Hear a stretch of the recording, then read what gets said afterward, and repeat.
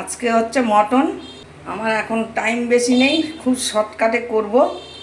আগে এগুলো দিয়ে পেঁয়াজ দিয়ে দিলাম, তেল দিয়ে দিলাম, হলুদ দিয়ে দিলাম, লবণ দিয়ে দিলাম, আদা বাটা দিয়ে দিলাম, লঙ্কা বাটা দিয়ে দিলাম। এই দিয়ে আমি এখন সব মাখাবো। মাখিয়ে আমি প্রেসার কুকারে বসাবো। এবারে আমি মাংসটা বসাবো। দিয়ে দিলাম তেল, দিয়ে দিলাম জিরে, দিলাম তেজপাতা, শুকনো লঙ্কা। লাল লাল হলে পরে আমি দেব রসুন। এবার রসুনটা দিয়ে দিলাম।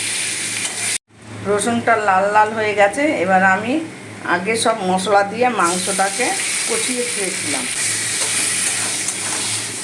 আমি এবারে ঢাকা দিয়ে দেব।